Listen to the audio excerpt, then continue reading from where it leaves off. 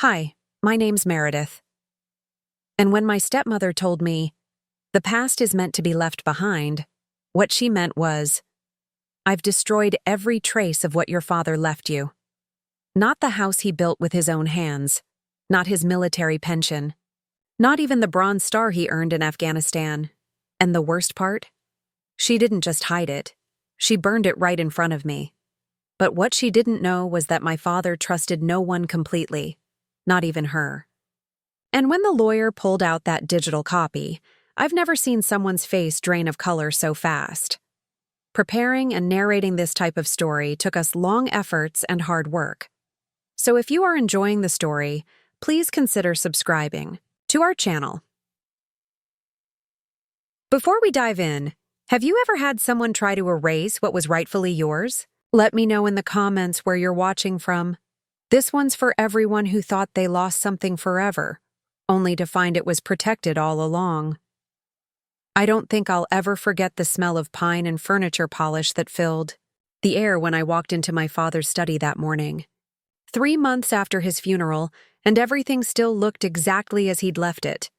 His reading glasses perched on top of dog-eared military history books, the wall of photographs from his 22 years of service, the leather chair with the worn armrests where he'd sit and tell me stories about his deployments.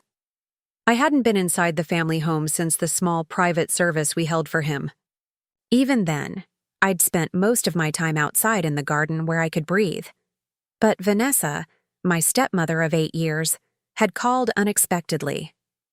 "It's time to settle things," she'd said, her voice oddly formal for someone who once insisted I call her V instead of Mrs. Carter. When I arrived, the house felt different, colder somehow, despite the June heat outside. The housekeeper, Martha, who'd known me since I was 17, gave me a hug that lingered a beat too long before whispering, "Be strong, honey," and directing me toward the study. Vanessa was already seated behind my father's desk, looking polished and severe in a charcoal pantsuit, her auburn hair pulled back into a tight chignon. My half-brother Nathan stood by the window scrolling through his phone, barely acknowledging my presence with a nod. "Meredith," Vanessa said, my name sounding like an afterthought. "Good of you to come." I slid into one of the visitor chairs. Across from her, the same chair where I'd sat countless times across from my father, planning fishing trips or discussing my college applications. The nameplate that had always sat on the desk, Kohler James R. Carter, USMC, Ridabursai, was conspicuously absent. "Where's Thomas?" I asked, referring to my father's longtime attorney. "We won't be needing him today," Vanessa replied with a tight smile. "This is a family matter." The ceiling fan whirred above us, stirring the air but bringing no relief from the tension that hung between us. I noticed a silver frame on the bookshelf behind her, a photo of my father in dress blues, his arm around me at my college graduation. It seemed to have been pushed behind a newer photo of Vanessa, Nathan, and my father on their last vacation to Key West. "Your father left very specific instructions," she continued, pulling out a manila folder. "I've spent weeks organizing everything with the estate attorney." I frowned. Estate attorney? Dad always used Thomas McKinley for everything. Thomas is getting older. We needed someone more current, she said dismissively. "I've handled everything with Bradley Cooper from Westfield and Associates." I'd never heard my father mention this attorney or firm, despite the hundreds of conversations we'd had about his affairs during his last year, when the cancer was spreading but his mind remained sharp as ever. "I have copies of everything here," Vanessa said, tapping a stack of papers. "The house will remain with me naturally, as will the investments and retirement accounts. Nathan will receive the vacation property in Colorado and your father's collection of military memorabilia." I waited, hands folded in my lap, counting my breaths the way Dad had taught me when I was nervous before swim meets. "And what about me?" I finally asked, my voice steadier than I felt. Vanessa's expression softened in a way that didn't reach her eyes. "Your father always said you were the independent one, Meredith. Self-sufficient. he admired that about you. The compliment felt like a slap. That doesn't answer my question. He left you his books and personal journals. And there's a small savings bond that will mature in about 5 years, approximately $15,000. I stared at her, certain I'd misheard. My father, who had built a successful security consulting firm after retiring from the Marines, who owned multiple properties, whose investments alone were worth well over 7 figures, had supposedly left his only daughter nothing but books and a modest savings bond? That's not possible, I said flatly. Dad and I talked about this. He was going to split everything between Nathan and me, with provisions for you to remain in the house. He showed me draft documents last Thanksgiving. Vanessa's smile tightened. People change their minds, Meredith. James and I had many conversations you weren't privy to. After his diagnosis progressed, he realized he needed to be practical. Practical, I repeated. And leaving everything to you and Nathan is practical how, exactly? Nathan finally looked up from his phone, scowling. Don't be dramatic. Mom took care of him every day while you were off in Seattle playing entrepreneur. The unfairness of his statement stung.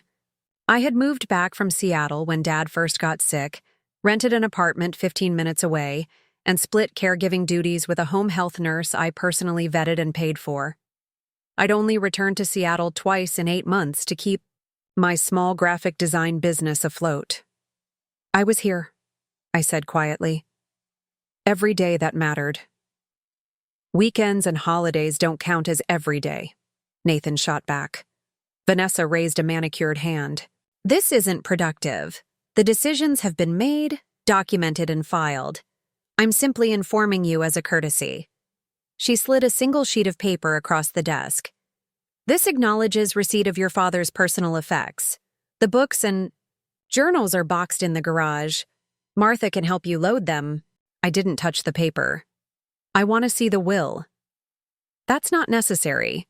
It absolutely is necessary. I'm entitled to see it. Vanessa exchanged a look with Nathan before reaching back into the folder and producing a document with a blue cover. If you insist. I took it, hands trembling slightly as I opened to the first page. The heading read, Last Will and Testament of James Robert Carter, dated just 6 weeks before his death. My eyes scanned the text, looking for anything familiar from the conversations I'd had with Dad about his wishes. The document looked professional, with proper legal formatting and terminology, but as I flipped through the pages, I felt increasingly disoriented. This wasn't anything like what my father had described to me, where he had talked about equal shares and family heirlooms with specific histories and destinations. This document was cold, clinical, and overwhelmingly favorable to Vanessa. When I reached the signature page, I paused. The signature looked like my father's, but something felt off. It was a bit too perfect, lacking the slight tremor that had affected his handwriting in his final months as the pain medications took their toll. This doesn't make sense, I said, looking up at Vanessa. These aren't Dad's wishes. They're his. Last wishes, she corrected. People are allowed to change their minds, especially when facing their mortality. James and I had many difficult conversations about the future after you'd gone home for the night. I thought back to those nights, how I'd leave at 9 p.m. after getting Dad settled, how he'd often already be dozing from the evening pain medication when I'd kiss his forehead goodbye. What conversations could they have had during those hours? I want to speak with this attorney, I said firmly. Bradley Cooper, was it? He's very busy, Vanessa replied. And there's no need. Everything is legally binding. I stood up, still clutching the will. I'm taking this to Thomas. Vanessa's composure cracked for just a moment. A flash of something, alarm? Anger? Crossing her features before she controlled it. That would be a waste of your time and his. Besides, that's the only copy I have here. Then I'll make a copy. Nathan stepped forward. Just let it go, Meredith. Mom's been through enough without you causing drama. I ignored him, turning toward the door. I'll be back with this in an hour. No. Vanessa's voice had a sharp edge I'd rarely heard before. You won't. She stood and crossed to the fireplace where, despite the warm June day, a small fire burned in the grate. Before I could process what was happening, she plucked the document from my hands and dropped it into the flames. What are you doing? I lunged toward the fireplace, but Nathan blocked my path. The original is already filed with the court, Vanessa said calmly as we watched the blue cover curl and blacken. That was just a courtesy copy. I can see now that sharing it with you was a mistake. I watched, stunned, as my father's supposed final wishes burned to ash. The room felt airless suddenly, like all the oxygen had been consumed by the fire and Vanessa's calculated cruelty. You can't do this, I whispered. It's already done, she replied. Your father made his choices. I'm simply honoring them. Martha appeared at the doorway, her face creased with concern. Is everything all right? I heard voices. Everything's fine, Vanessa said smoothly. Meredith was just leaving. Could you help her with the boxes in the garage? I stood there, feeling the weight of what had just happened settling over me. This wasn't just about money or property. This was about erasing me from my father's legacy, from his final acts in this world. It was about rewriting our story with me as an afterthought, a footnote to the family narrative. This isn't over, I said quietly. Vanessa smiled, victorious and serene. The past is meant to be left behind, Meredith. It's time for all of us to move forward. As Martha gently guided me from the room, I caught a final glimpse of my father's study, the walls lined with the books he'd loved, the medals he'd earned, the life he'd built. All of it now belonging to someone who had just burned his words in front of me without a moment's hesitation. What Vanessa didn't know, couldn't know, was that my father had prepared me for this moment in ways she couldn't imagine. Trust, but verify, he'd always told me, a lesson learned through decades of military service and private security work. It was one of his core principles, one he'd drummed into me since childhood, and as I helped Martha load the boxes of my meager inheritance into my car, I felt the weight of the small thumb drive in my pocket, the one Dad had pressed into my palm during one of our last lucid conversations, his eyes clear and intent despite the pain medication. Insurance, he'd whispered. For when the time comes. I didn't know then what he meant. But as I drove away from my childhood home, the smell of burning paper still in my nostrils, I had a feeling I was about to find out. The drive back to my apartment felt surreal, like I was floating outside my body, watching myself navigate traffic on autopilot. Seattle's familiar rain tapped against my windshield, matching the rhythm of thoughts pounding in my head. What had just happened? Had my stepmother really burned my father's will in front of me? The memory of blue paper curling into black ash, replayed on loop, competing with the image of Vanessa's perfectly composed face as she watched it burn. I parked haphazardly in my assigned spot, not bothering to straighten out between the lines. The boxes of books and journals, apparently my entire inheritance, would have to wait in the car. I couldn't bring myself to touch them yet. My apartment felt foreign when I stepped inside, though I'd lived there for nearly 3 years. The gray light filtering through rain-streaked windows cast shadows across my minimalist furniture. All clean lines and practical choices, just as Dad had taught me. Form follows function, he'd say, whether discussing military strategy or home decor. I collapsed onto my couch, fingers automatically reaching for the thumb drive in my pocket. It was small and black, utterly unremarkable except for the small Marine Corps emblem etched into one side. Dad had given it to me 6 weeks before he died, during one of his better days. Keep this safe, he'd said, pressing it firmly into my palm. Don't mention it to anyone, not yet. At the time, I'd assumed it contained family photos or perhaps personal messages he wanted me to have after he was gone. I'd respected his privacy and hadn't looked at it. Now, with trembling hands, I reached for my laptop and inserted the drive. A single folder appeared, labeled simply contingency. The military terminology was so quintessentially Dad that I almost smiled despite everything. Inside were several files, each meticulously named and dated. The most recent was titled Last Will and Testament, James R. Carter, official PDF, with a date just 3 weeks before his death. I clicked it open, heart racing. The document that appeared on my screen looked nothing like the one Vanessa had. Fed to the flames. This one was comprehensive, detailed, and exactly as my father had described to me during our conversations. The house would remain with Vanessa for her lifetime, but ownership would transfer to Nathan and me equally upon her death or remarriage. His military memorabilia was to be divided with specific items listed for each of us. The business would be sold, with proceeds split 3 ways. His investments and accounts were similarly divided, with specific provisions for each of us. Most strikingly, there was a handwritten note scanned and attached to the final page. To my children, I've lived my life by a code of honor. I expect the same from you both. Take care of each other. And to whoever is reading this, if this will is contested or another version appears, know that this document, dated and notarized on April 15th, represents my true and final wishes.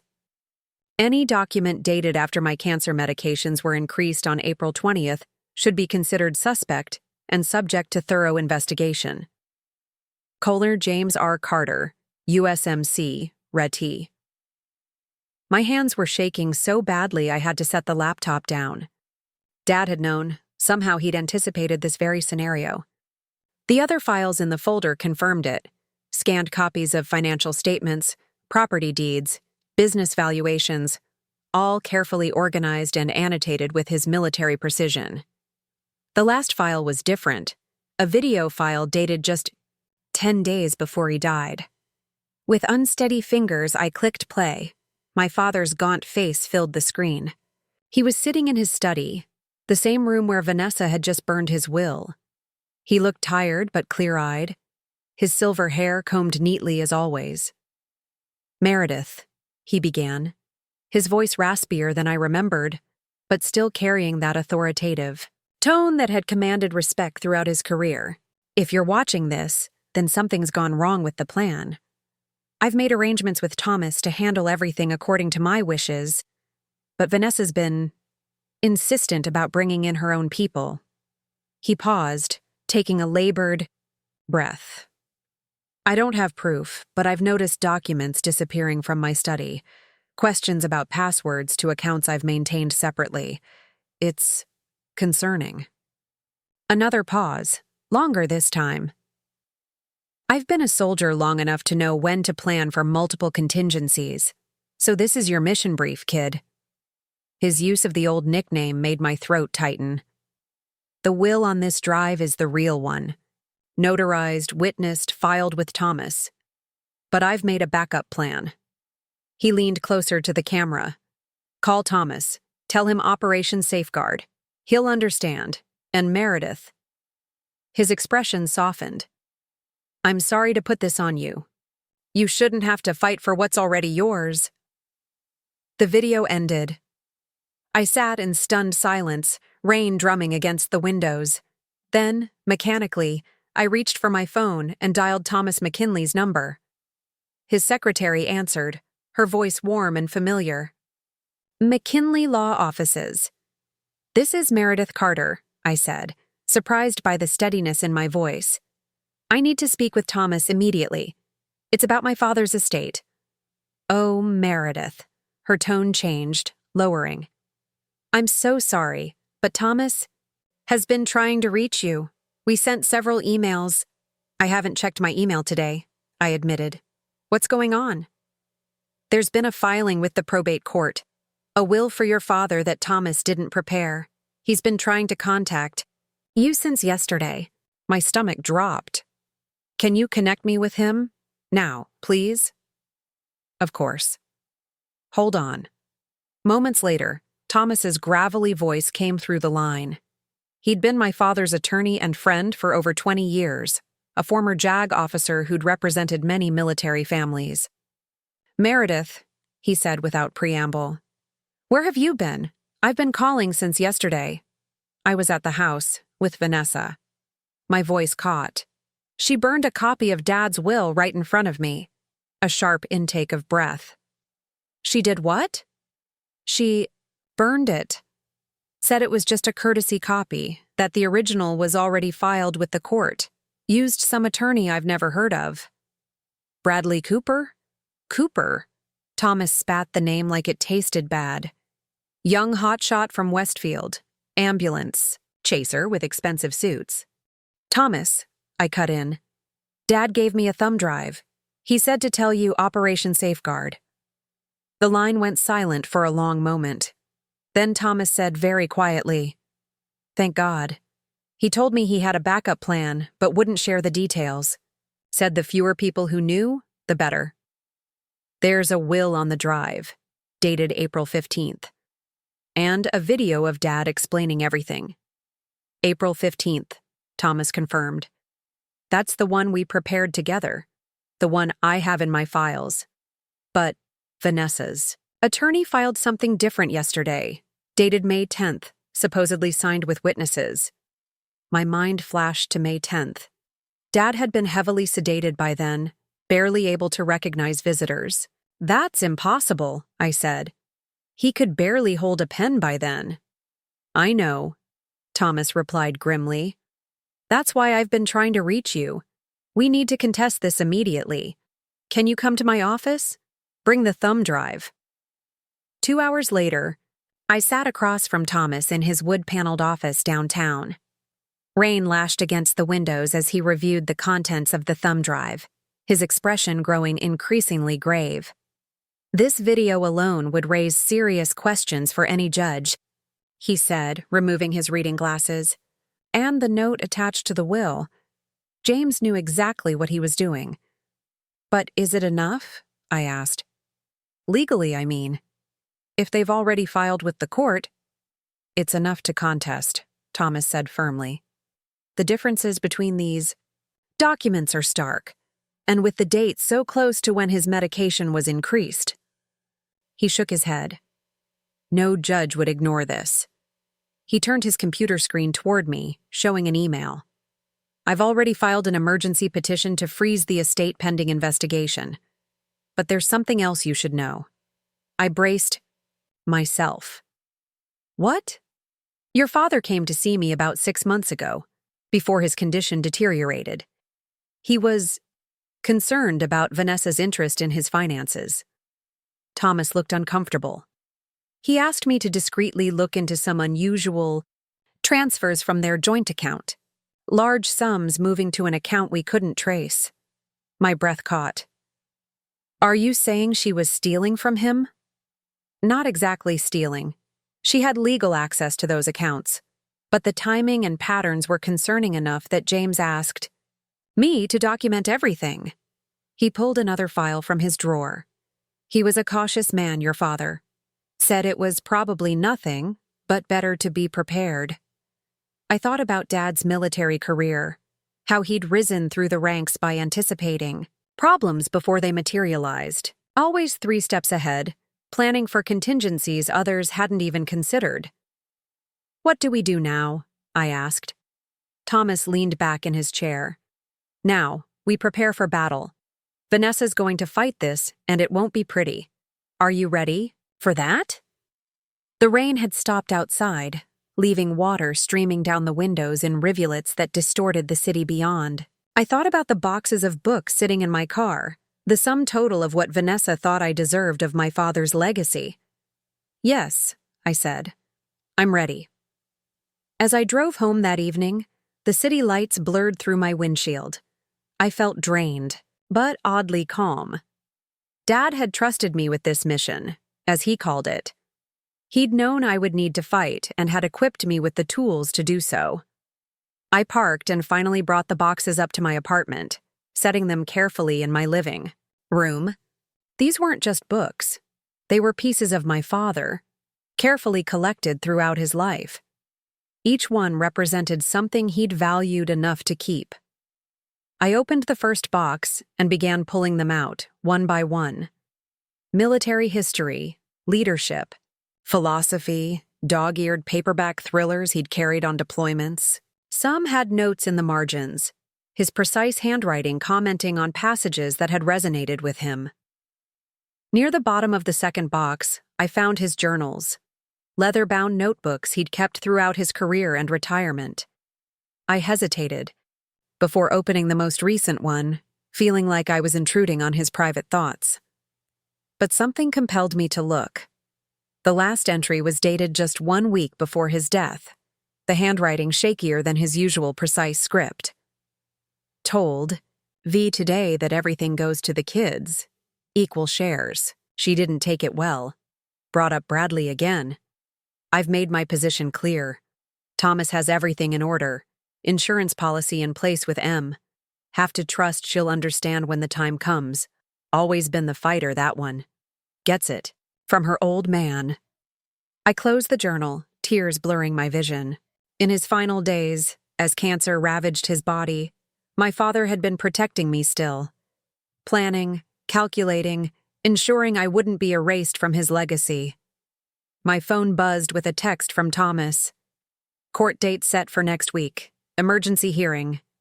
Be ready, I typed back. I will be. Then I opened my laptop and created a new folder titled Mission Brief.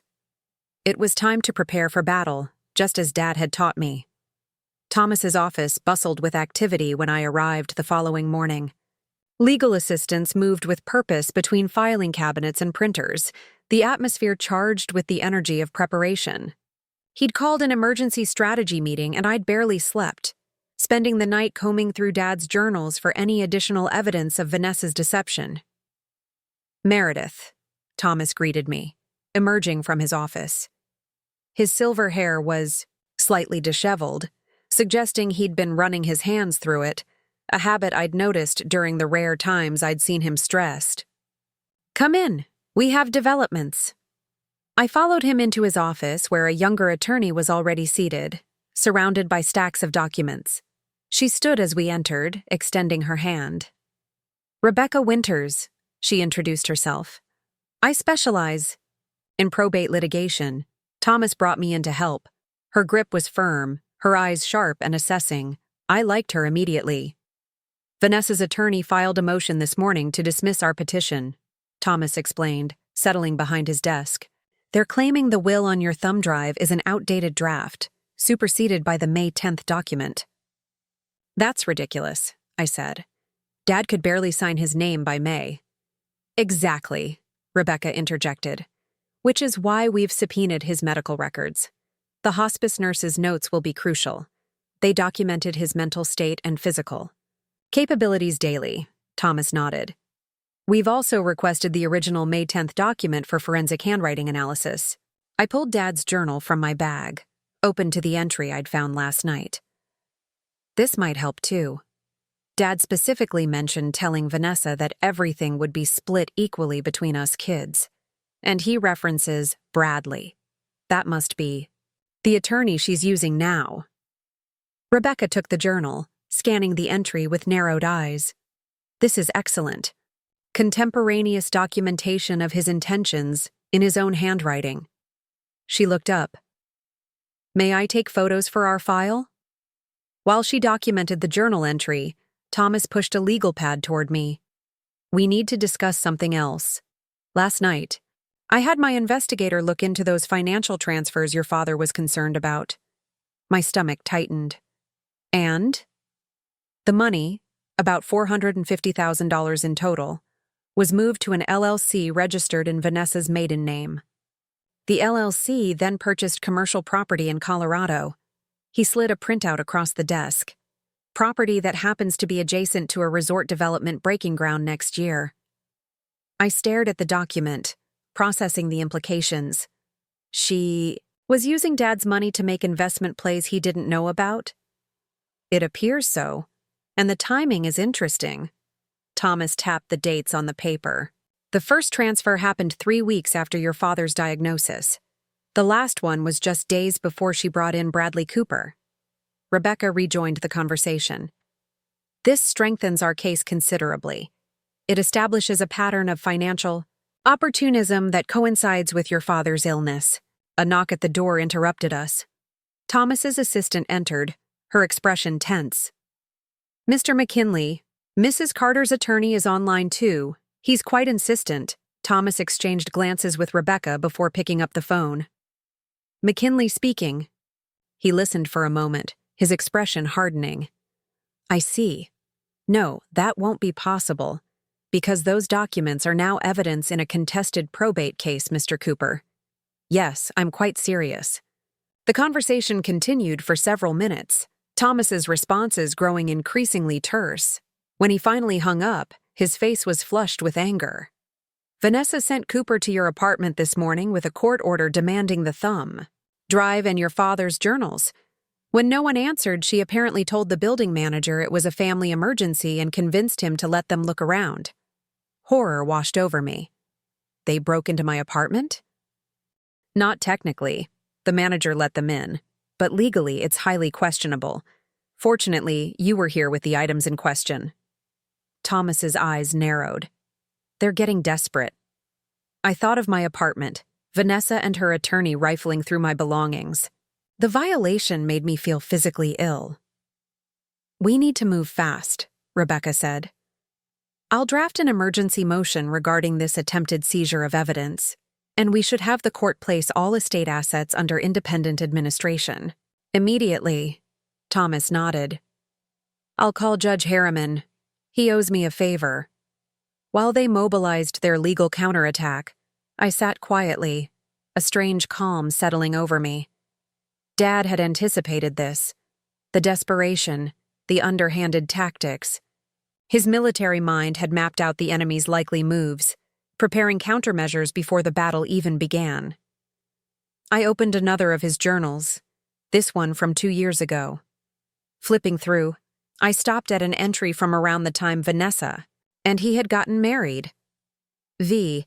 Pushing hard for joint accounts. Merged most, but keeping separate reserve. Trust but verify, always. Set up trust structures for kids that can't be touched. M will understand the strategy when the time comes. Thomas, I said, interrupting his phone call. Did my father set up any trusts that Vanessa wouldn't have known about? He paused, then quickly ended his call. James established several trusts over the years. The main one is referenced in the will. It holds his military pension and some investments, with you and Nathan as beneficiaries. Would Vanessa have known about all of them? Thomas's expression changed, a flash of realization crossing his face. Not necessarily. Your father was compartmentalized in his approach to estate planning. He turned to his computer, typing rapidly. Give me a minute.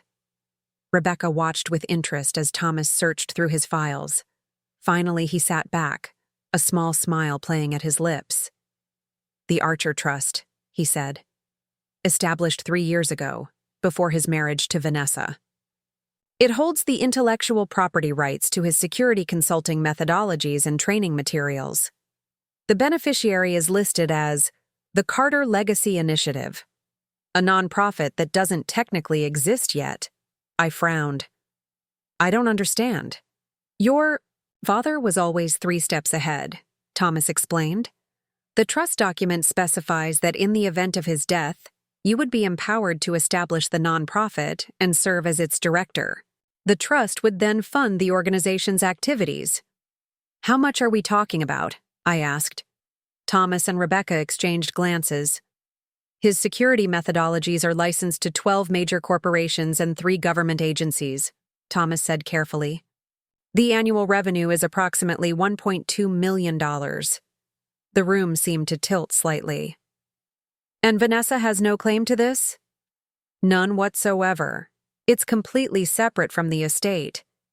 Even if she somehow prevails regarding the will, this trust is untouchable. For the first time since that terrible scene in my father's study, I felt something like hope flickering in my chest. Dad hadn't just left me breadcrumbs, He'd built an entire parallel structure to ensure his legacy would continue as he intended. "There's something else you should see," Rebecca said, turning her laptop toward me. On the screen was a social media post from Vanessa, dated just this morning. A photo of her standing in front of Dad's military shadow box, his medals displayed behind glass. The caption read, "Honoring James's legacy by keeping his achievements where they belong, at home with family." My hands clenched into fists.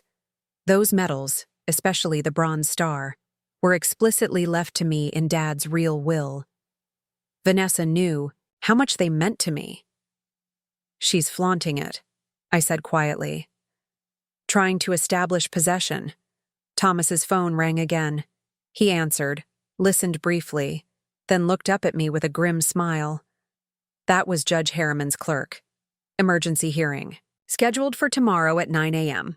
All estate assets are frozen until then." He set down the phone. "It's time to show Vanessa what happens when you underestimate a Marine's daughter." The courthouse loomed before me, its stone facade imposing against the gray morning sky. I smoothed my navy blazer, Dad's favorite color, and checked that the Y thumb drive was secure in my inner pocket. Thomas and Rebecca flanked me as we climbed the steps, our footsteps echoing in unison like a marching cadence. "Remember," Thomas murmured, "let us do the talking unless Judge Harriman addresses you directly. Vanessa will try to provoke an emotional response." I nodded, thinking of the countless times Dad had coached me through difficult situations. "Maintain tactical composure," he'd say. "Emotions cloud judgment." The courtroom was smaller than I'd imagined, with polished wooden benches and the musty smell of old books. Several people were already seated: court reporters, clerks, a few curious attorneys lingering from previous cases. Thomas directed me to the plaintiff's table, arranging our materials with military precision. The doors swung open again. Vanessa entered, her expression serene beneath a tasteful black hat with a small veil. Nathan trailed behind her, looking uncomfortable in a suit that seemed slightly too large. Behind them strode a man I assumed was Bradley Cooper. Young, slick, radiating expensive cologne and unearned confidence. Vanessa's eyes met mine briefly across the room. No recognition flickered there, no acknowledgement of our shared history, or the man we had both loved. Just cool assessment, like I was an obstacle to be navigated around. "All rise," the bailiff called. "The Honorable Judge Eleanor Harriman presiding." Judge Harriman was not what I expected. A petite woman in her 60s with close-cropped silver hair and piercing blue eyes that missed nothing as she surveyed the room. She gestured for everyone to be seated. "We're here on an emergency petition regarding the estate of Colonel James Robert Carter," she began, shuffling through papers. "I've reviewed the filings. This is quite a mess you've brought me, counselors." Bradley. Cooper rose first. "Your Honor, this is a straightforward matter that's being needlessly complicated. We have a properly executed will, dated May 10th, that clearly expresses Colonel Carter's wishes. Ms. Carter is understandably upset about her father's decisions, but that doesn't justify these dramatic allegations." Thomas stood next, his posture straight as a ramrod. "Your Honor, we have compelling evidence that the May 10th document is fraudulent. Colonel Carter was heavily sedated at that time and physically incapable of signing his name legibly, let alone comprehending a complex legal document." Judge Harriman frowned. "Those are serious allegations, Mr. McKinley." "Yes, Your Honor, and we don't make them lightly. We have Colonel Carter's medical records, hospice nurse logs, and most importantly, video testimony from the Colonel himself expressing concern about potential manipulation of his estate." Cooper scoffed audibly. "Convenient that this alleged video suddenly appeared." "It wasn't sudden, Your Honor," Thomas replied calmly. "Colonel Carter created it deliberately as insurance against exactly this scenario." The judge's gaze sharpened. "I'd like to see this video." Thomas nodded to Rebecca, who connected her laptop to the courtroom's display system. Dad's face appeared on the screen, gaunt but determined, his eyes clear and focused as he detailed his concerns about Vanessa's behavior and confirmed his true wishes for his estate. The courtroom fell silent as the video played. I couldn't bring myself to watch it again. Instead, I watched Vanessa. Her composure slipped momentarily, a flash of rage darkening her features before she controlled it. Nathan shifted uncomfortably beside her, eyes fixed on his hands. When the video ended, Judge Harriman sat quietly for a moment. "Mr. Cooper, how do you explain this?" Cooper recovered quickly. "Your Honor, with all due respect, this video shows a very ill man, likely confused by his medication and influenced by his daughter, who clearly spent time alone with him. The legally executed will of May 10th supersedes any previous statements or documents." "That brings us to the matter of Colonel Carter's capacity on May 10th, the judge said. "Mr. McKinley?" Thomas gestured to Rebecca, who produced a folder. "Your Honor, we have the hospice records for May 10th. The attending nurse documented that Colonel Carter was, and I quote, non-responsive for most of the day, requiring oxygen support and receiving maximum dosage of pain medication. She specifically noted that he was unable to recognize visitors or respond to questions." "Objection," Cooper interjected. "Those records weren't properly subpoenaed." "Actually," Rebecca countered smoothly, "they were obtained through a medical records release that Colonel Carter signed before his passing, authorizing Thomas McKinley access to all medical documentation. I've provided copies to the court." Judge Harriman reviewed the records, her frown deepening. "Mr. Cooper, who witnessed this May 10th while signing?" Cooper cleared his throat. "Two paralegals from our firm, Your Honor. Both have provided affidavits, confirming Colonel Carter was lucid and understood what he was signing." "Paralegals from your own firm," the judge repeated flatly. "Not independent witnesses." "They're officers of the court, Your Honor," Thomas interjected. "Your Honor, we'd like to present one more piece of evidence." He nodded to me. I removed the journal from my bag and passed it to him. Thomas opened it to the marked page. "This is Colonel Carter's personal journal. The entry from May 9th, one day before the alleged will signing, reads, 'Barely conscious. Today, Vanessa brought some attorney again. Couldn't focus enough to understand what he wanted. Told him to speak with Thomas. Hope M finds the insurance policy.'" Vanessa's face had gone completely white. Nathan was staring at her now, confusion evident in his expression. Judge Harriman examined the journal, comparing the handwriting to known samples of my father's signature. After a long moment, she looked up, her expression grave.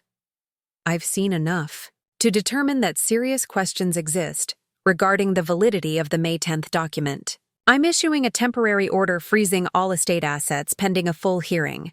Additionally, I'm appointing a special administrator to inventory and secure all property belonging to the estate." She fixed Cooper with a stern look. "And I want the original May 10th will deliver to the court for forensic examination by close of business today." Cooper began to protest, but Judge Harriman cut him off. "Furthermore, I understand there was an incident involving unauthorized entry to Ms. Carter's apartment yesterday?" Rebecca stepped forward. "Yes, Your Honor. Mrs. Carter and Mr. Cooper persuaded Ms. Carter's building manager to allow them access to her apartment in her absence, claiming a family emergency. Is this true, Mr. Cooper?" the judge demanded. Cooper shifted uncomfortably. "There was a misunderstanding about the urgency of retrieving family heirlooms, Your Honor." "Heirlooms. That happened to include key evidence in this case," Thomas added. "The timing suggests an attempt to remove evidence before today's hearing." Judge Harriman's expression hardened. "I find this deeply troubling, Mr. Cooper. I'm issuing a restraining order prohibiting Mrs. Carter from entering Ms. Carter's residence or attempting to contact her directly. All communication must go through counsel until this matter is resolved." She banged her gavel. "We're adjourned until the full hearing next week. I suggest all parties prepare thoroughly." As we gathered our materials, I caught Nathan staring at me across the courtroom. For a moment, something like uncertainty flickered in his eyes. Then Vanessa gripped his arm, whispering urgently, and his expression closed again. Outside on the courthouse steps, Thomas allowed himself a small smile. "First round goes to us," he said quietly. "But the war isn't over." "What happens now?" I asked, watching Vanessa and Cooper huddled in intense conversation by a black town car. "Now, we build our case," Rebecca replied. "The special administrator will document everything in the estate, which means Vanessa can't move or sell anything without court approval." Thomas checked his watch. "I need to file the restraining order paperwork. Rebecca will take you home." He squeezed my shoulder gently. "Your father would be proud, Meredith. You stood your ground." As Rebecca and I walked toward the parking garage, my phone buzzed with a text from an unknown number. "We need to talk. Without the lawyers. Nathan." I showed Rebecca the message. She frowned. Could be a trap.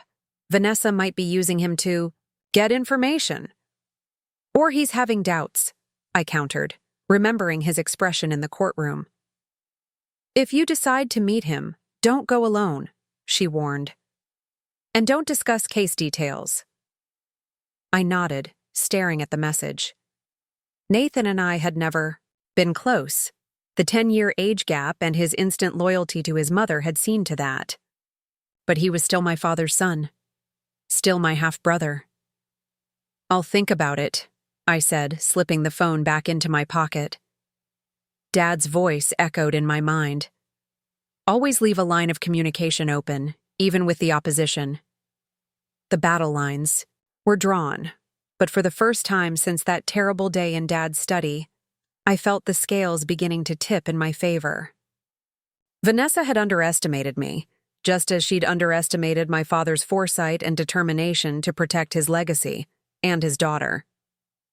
The coffee shop Nathan had suggested was halfway between my apartment and the family home, neutral territory. I arrived 15 minutes early, choosing a corner table with a clear view of both entrances. Old habits from Dad. "Always know your exits," he'd say, even for something as mundane as dinner at a restaurant. I ordered a black coffee and waited, watching the door while pretending to read news on my phone. Thomas had advised against this meeting, but Rebecca had been more pragmatic. "Information flows both ways," she'd reminded me. "Just be careful what you reveal." Nathan arrived precisely on time, another trait he shared with our father. He looked tired, the circles under his eyes suggesting sleepless nights. His usual confident stride was missing as he approached my table after ordering something at the counter. "Meredith," he nodded, sliding into the seat across from me. "Thanks for coming." Preparing and narrating this type of story took us long efforts and hard work, so if you are enjoying the story, please consider subscribing to our channel. "You said we needed to talk," I replied evenly. "I'm listening." He wrapped his hands around his mug, chai latte, his usual, and stared into it like it might offer guidance. "That video of Dad? Was that real? Unedited?" "Not the opening I expected." "Yes, completely authentic. Dad recorded it about 10 days before he died." "And the journal entries?" "Also real. You can have them examined if you want." Nathan nodded slowly.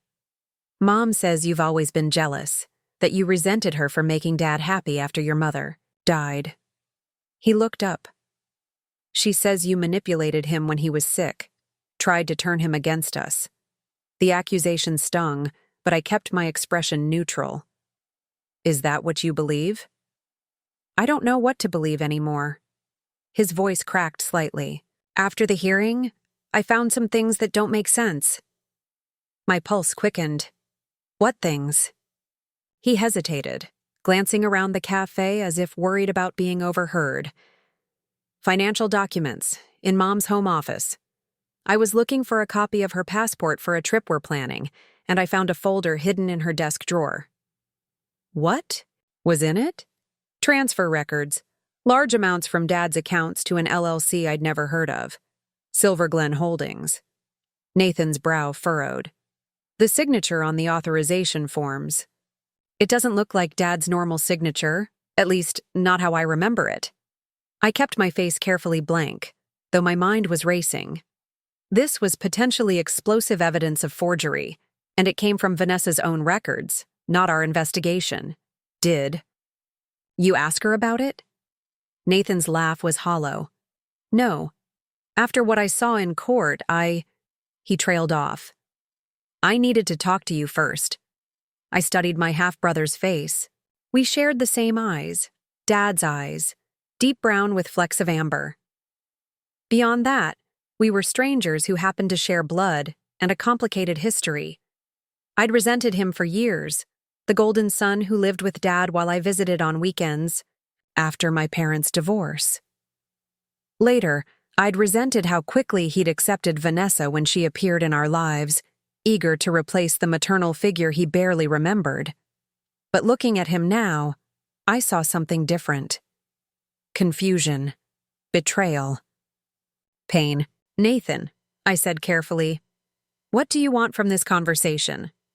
He ran a hand through his hair, another gesture inherited from Dad. I don't know.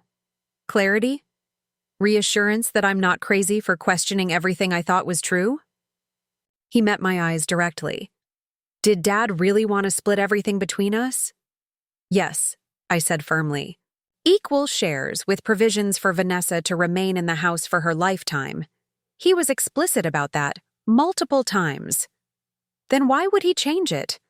The will Cooper filed gives almost everything to Mom, with me getting some specific items and you getting basically nothing. Because he didn't change it, I said quietly. Nathan, Dad could barely hold a pen on May 10th. The hospice records confirm it. He certainly couldn't have signed a complex legal document. Nathan fell silent, processing. After a long moment, he asked, what happens if you win? What happens to Mom? The question revealed his deepest fear, that his mother would be left with nothing. Despite everything, he was still protecting her. She gets exactly what Dad intended, I assured him. The right to live in the house for her lifetime. A third of his investments and business proceeds. Full ownership of their joint accounts. I leaned forward. Dad wasn't vindictive, Nathan. He was fair. And you? What do you want out of all this? The question caught me off guard. What did I want? Justice, certainly. Recognition of Dad's true wishes. But beyond that, I want what Dad wanted, I said finally. For his legacy to be honored, for the things that mattered to him to be preserved and respected. I paused. And I want the truth to be acknowledged. Nathan nodded slowly. The Bronze Star. Dad always said it would be yours someday. Yes. She has it displayed in the living room now. Rearranged all his medals the day after the funeral. We sat in silence for a moment, both remembering our father. The man who'd earned those medals, who'd raised us as best he could, who'd tried to protect us even from beyond the grave. I found something else, Nathan said suddenly, reaching into his jacket. He pulled out a small folded piece of paper and slid it across the table. It was tucked into one of Dad's old military manuals. Has your name on it. I unfolded it carefully. Inside was a single key and a note in Dad's handwriting. M, Storage Unit 227, Westlake Secure Storage. Some things should be kept separate. Love, Dad. My throat tightened. Another breadcrumb in the trail he'd left for me. Thank you, I whispered, closing my hand around the key. Nathan checked his watch. I should go. Mom thinks I'm at the gym. He hesitated. I haven't decided what to do yet, about what I found. I understand. And I did. He was caught between loyalty to his mother and growing suspicion that she'd betrayed not just me, but Dad, and ultimately him too. Cooper called in a handwriting expert, he volunteered suddenly. Some guy from New York, flying in tomorrow. Valuable intelligence. I nodded but didn't respond directly. Be careful, Nathan. If Vanessa realizes you're having doubts. I know how to play things close, he said, a hint of our father's steel in his voice. Dad taught me that much, at least. As he stood to leave, I asked the question that had been burning inside me. Why did you reach out, after all these years of taking her side? Nathan paused, considering. That video. Dad looked right at the camera and said he was worried about being manipulated. I've never seen him afraid before. His jaw tightened. Dad wasn't afraid of anything, except maybe leaving a mess for his kids to clean up. He turned to go, then stopped. One more thing. Cooper doesn't know about the thumb drive. Mom told him you must have documents, but she doesn't know exactly what you have. That's why they tried to search your apartment. They're fishing. I nodded, filing away this tactical advantage. Thanks for telling me. I'm not choosing sides, he clarified. Not yet. I just want the truth. So do I. After Nathan left, I sat for a long time, turning the storage unit key over in my fingers. Dad had created a complex web of contingencies: the thumb drive, the Archer Trust, and now this. Each revelation felt like another conversation with him, another piece of guidance from beyond. I pulled out my phone to call Thomas and Rebecca. We needed to visit that storage unit immediately. Dad had left me a mission, piece by piece. It was time for the next objective. As I walked to my car, I felt a strange sense of calm. The pain of betrayal was still there, but now it was overlaid with something else. A growing certainty that Dad had prepared me for this battle better than Vanessa could possibly imagine. He'd always told me that in warfare, the side with better intelligence usually prevails, and Nathan's unexpected alliance, however tentative, had just given us a critical advantage. Westlake Secure Storage sprawled across 3 acres of carefully maintained concrete and metal, surrounded by security, fencing topped with razor wire. Dad had always been serious about security, a habit formed during his military career and reinforced by his civilian work. I wasn't surprised he'd chosen one of the most secure facilities in the region. Thomas had insisted on accompanying me, bringing along Mike Harmon, his trusted investigator with a background in digital forensics. Whatever your father stored here, Thomas explained as we pulled into the parking lot, we need to document it properly for the court. The facility manager examined my ID and the key carefully before checking his computer system. Unit 227 is registered to a James Carter, he confirmed. Paid up for 3 years in advance last December. That detail hit me hard. Dad had renewed the storage unit just after his diagnosis, ensuring it would remain secure long after he was gone. Another piece of his meticulous planning. The manager led us through a maze of identical corridors, finally, stopping at a heavy roll-up door marked 227. I'll need to witness the initial opening for our records, he explained, positioning a small camera on his shoulder. Standard procedure for units accessed after the renter's passing. I nodded, inserting the key with slightly trembling fingers. The lock turned smoothly, and the door rolled upward with a metallic groan.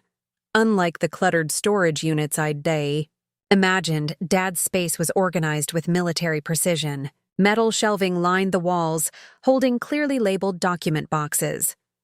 A large gun safe stood in one corner. In the center, a simple table held what looked like a computer tower and several external hard drives. My God, Thomas murmured, surveying the room. James didn't leave anything to chance. The facility manager nodded, satisfied with his recording. I'll leave you folks to it. Just pull the door down when you're done and it'll lock automatically. Once he departed, Mike moved immediately to the computer equipment. This is serious hardware, he noted, examining the tower. Military-grade encryption, if I'm not mistaken. While Mike assessed the technology, I moved to the shelving units, drawn to a box labeled simply for Meredith, in Dad's precise handwriting. Inside were dozens of file folders, each meticulously organized and dated. The first contained property, deeds, not just for the house and cabin, but for 2 commercial properties I hadn't known about. The second held insurance policies, including a $2 million policy naming me as the sole beneficiary. Thomas, I called, my voice unsteady. You should see this. He joined me, putting on reading glasses as he examined the documents. Life insurance, separate from the estate, he murmured. Smart. Vanessa can't touch this no matter what happens with the will contest. I continued through the box, finding detailed financial records, investment account statements, and a folder labeled Silver Glen Holdings, LLC. Inside was a complete investigative report on the company Nathan had mentioned, including bank records showing transfers from Dad's accounts that coincided with Vanessa's increasing control over his finances. He was building a case, Thomas realized, scanning the documents, methodically documenting everything. But why not confront her? I wondered aloud. Why let this continue? Thomas's expression was grim. I suspect he was gathering evidence for exactly this scenario. James always thought 10 steps ahead. Mike called us over to the computer setup. I've accessed the main drive, he announced. Colonel Carter left a video file queued up, meant to be found. The monitor flickered to life, revealing Dad's study, the same setting as the previous video, but he looked stronger here, less gaunt. The timestamp showed January 15th, nearly 4 months before his death. Meredith, Dad began, his voice firm and clear. If you're watching this, you've found the key and followed the trail. Good. He smiled briefly, pride evident in his expression. What you'll find in this storage unit is insurance, not just for you, but for Nathan too, though he may not understand that yet.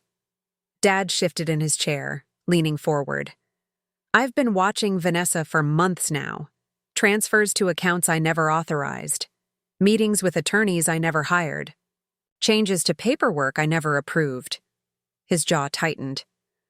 At first I thought it was a misunderstanding. Now I know better. He held up a folder. The same Silver Glen Holdings folder I'd just found. She's been systematically diverting funds to investments in her name only.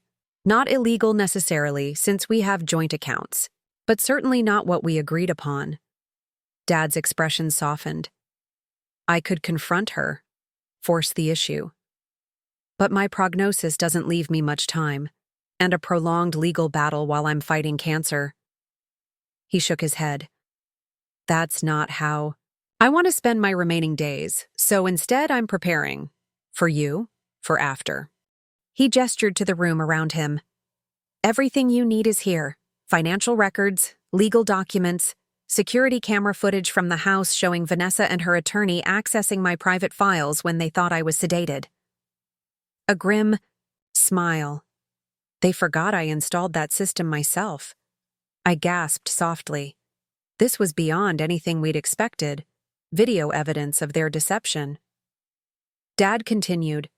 Thomas has copies of my real will. The thumb drive I gave you has backup documentation, and this storage unit contains everything else you'll need. He paused, his expression turning somber. I'm sorry to place this burden on you, Meredith. You deserve time to grieve without fighting. Battles I should have settled. He straightened, the military bearing returning to his posture. One last thing. In the safe, you'll find personal items I want you to have. Things that matter. Your grandmother's jewelry. My medals, including the Bronze Star. Vanessa thinks they're in the safe deposit box at First National, but I moved them. Months ago. A small, satisfied smile.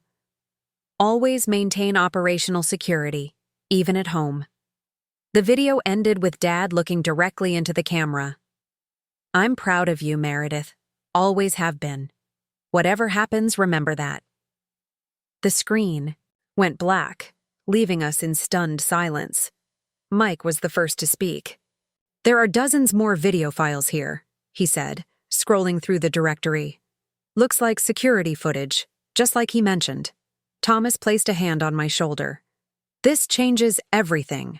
Video evidence of tampering with documents. That's the smoking gun. I nodded, trying to process the enormity of what Dad had assembled. He hadn't just left breadcrumbs.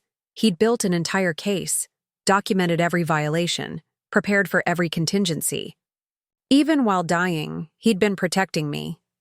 I moved to the gun safe, entering the combination I knew Dad would have used: my birthday, followed by his enlistment date. The heavy door swung open, revealing not weapons, but carefully wrapped packages. The first contained a wooden box holding Dad's medals, including the Bronze Star with its accompanying citation for bravery under fire in Fallujah. The second held my grandmother's vintage jewelry collection, which I'd admired as a child.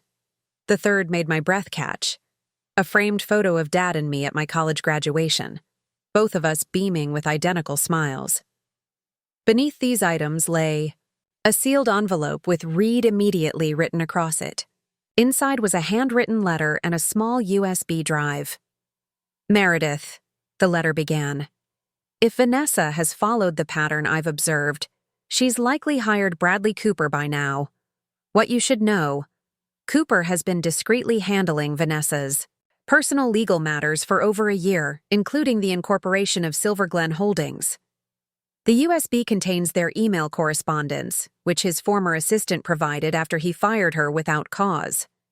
She contacted me when she recognized my name in their exchanges. Review it carefully with Thomas." I handed the USB drive to Mike, who immediately connected it to his laptop. "Encrypted," he noted, "but the password is right here in the letter." While Mike worked on accessing the emails, Thomas and I continued cataloging the unit's contents. Each box revealed another layer of Dad's meticulous preparation: financial statements, property assessments, even recordings of phone conversations that Vanessa didn't know he'd preserved. "Your father built an airtight case," Thomas said, reviewing a particularly damning set of bank records. "This level of documentation is extraordinary." Mike looked up from his laptop, his expression serious. "You need to see these emails," he said. "They go back 18 months, well before your father's diagnosis."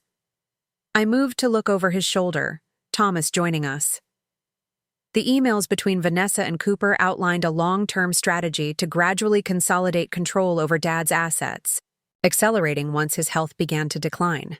"She was planning this before he even got sick," I whispered, the betrayal cutting deeper than I'd imagined possible. "There's more." Mike scrolled to a more recent exchange. "This is from 3 weeks ago."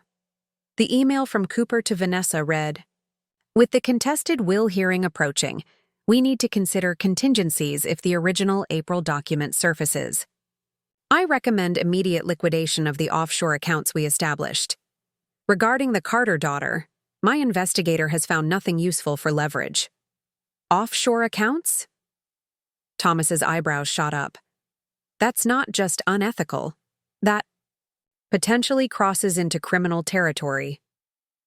I stood up straight, a strange calm settling over me. "Make copies of everything," I instructed.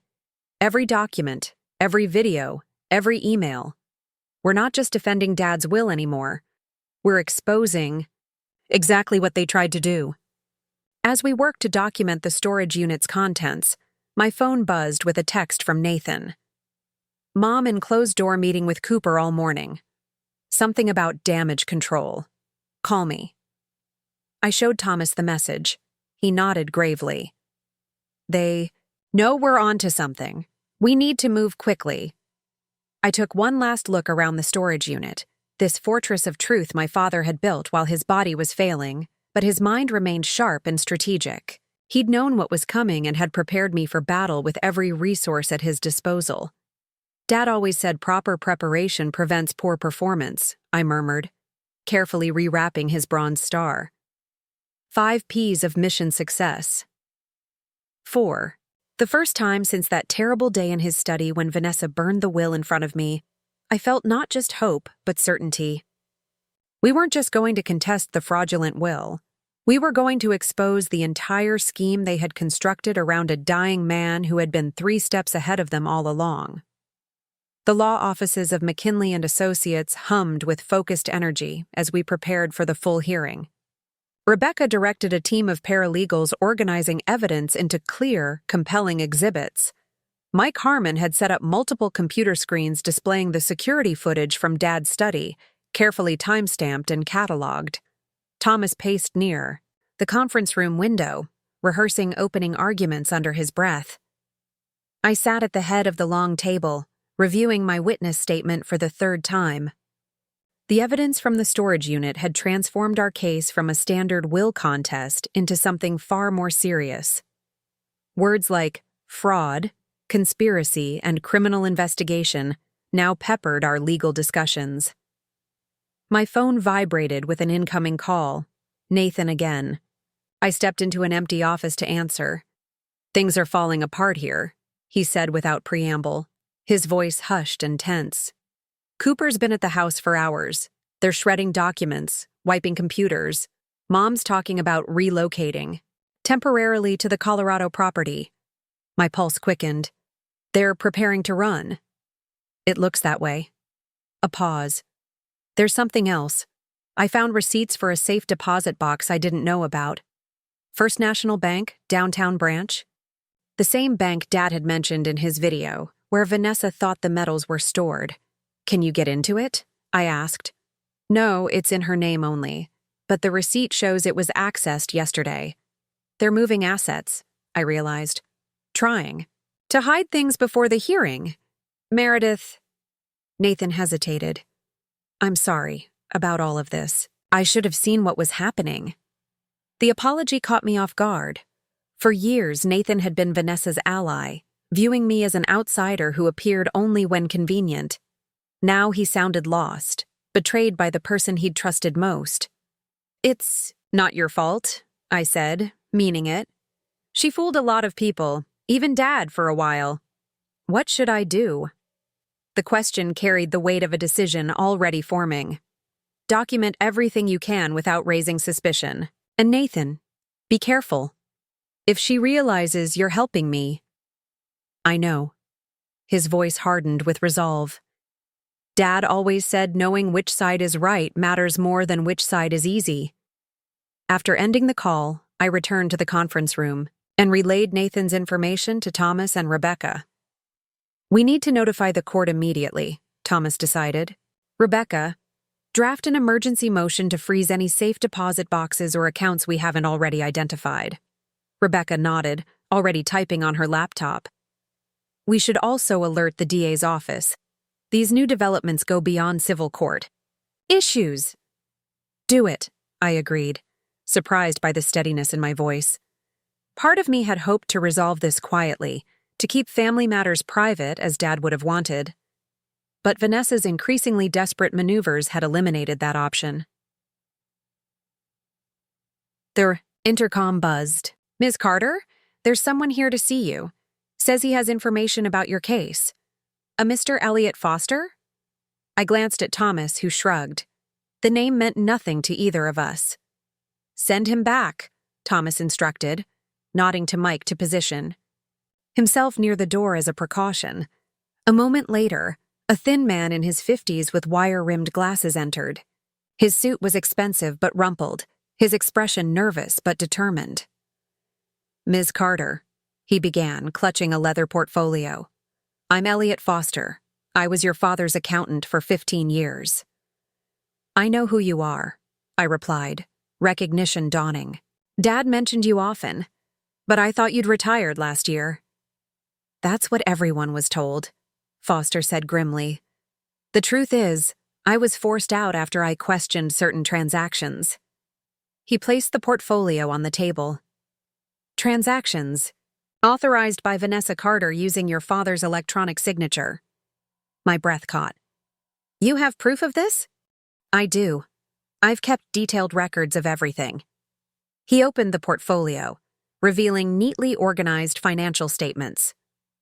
"When your father first got sick, Vanessa insisted on having his electronic signature for convenience.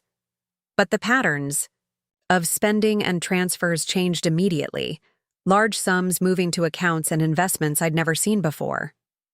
Thomas leaned forward, suddenly intensely focused. "Did you bring this to James's attention?" Foster nodded, removing his glasses to clean them nervously. "I tried, but by then, Vanessa had positioned herself as his gatekeeper. My calls weren't returned." My emails went unanswered. When I finally managed to speak with him directly during a medical appointment I happened to attend, he was already suspicious. He asked me to document everything but keep it quiet. "Why come forward now?" Rebecca asked, studying him carefully. "Because yesterday I received this." Foster produced a letter with Cooper's law firm letterhead. A cease and desist.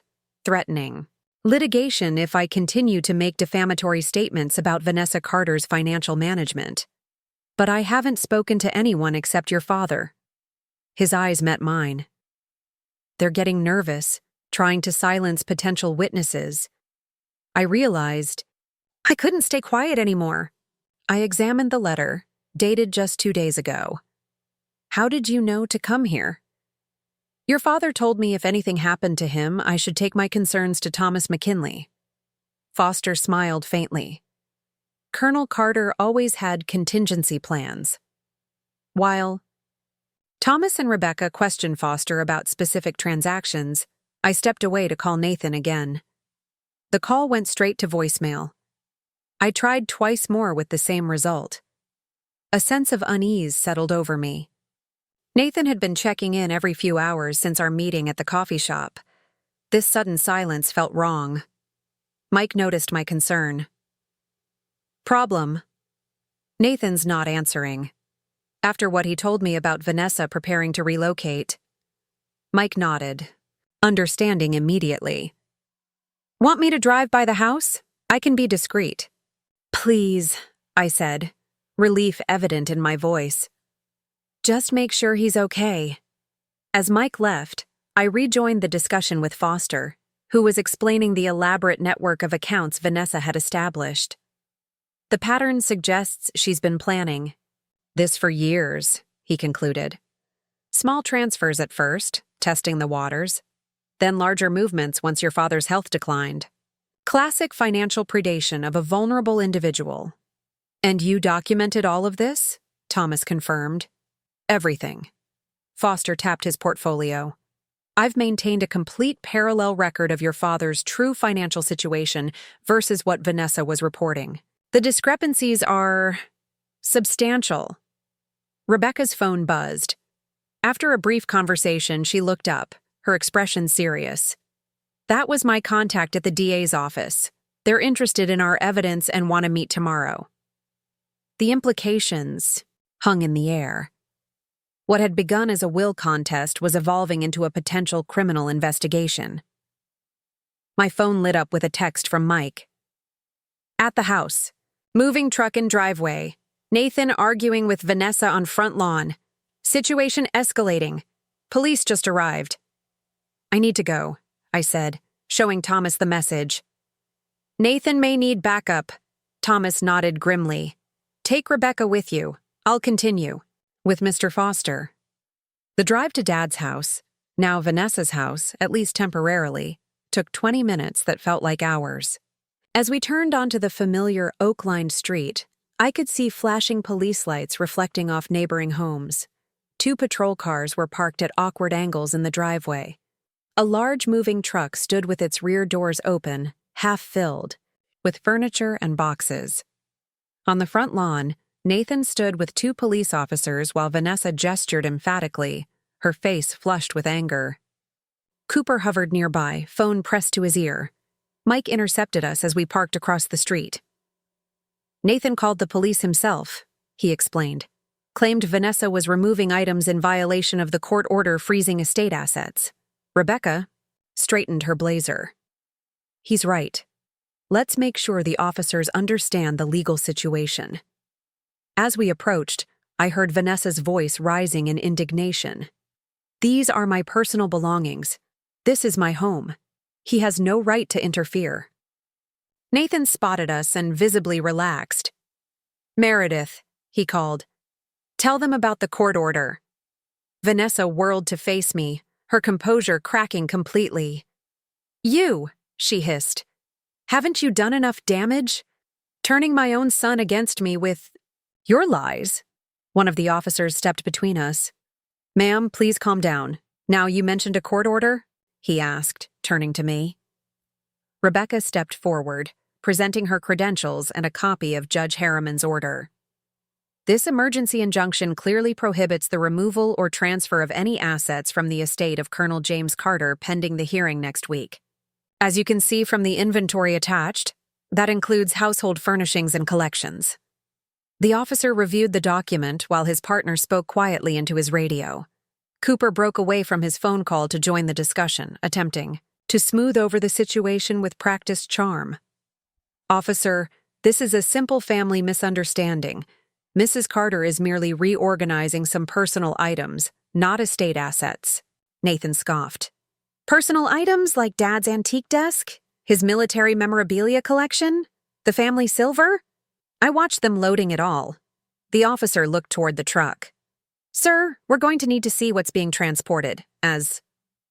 The situation unfolded on the front lawn. I noticed Martha, the housekeeper, watching anxiously from the porch. When our eyes met, she beckoned subtly for me to approach. "She's been packing for 2 days," Martha whispered when I reached her. "Canceled the housekeeping service, told me this was my last week, said she's simplifying and moving to Colorado." "Did she pack anything from Dad's study?" I asked. Martha nodded. "Everything. Even the hidden safe behind his military portrait." "There was a safe there?" This was news to me. Small one. "He kept his handgun and some documents in it. She had a locksmith come yesterday because she didn't have the combination."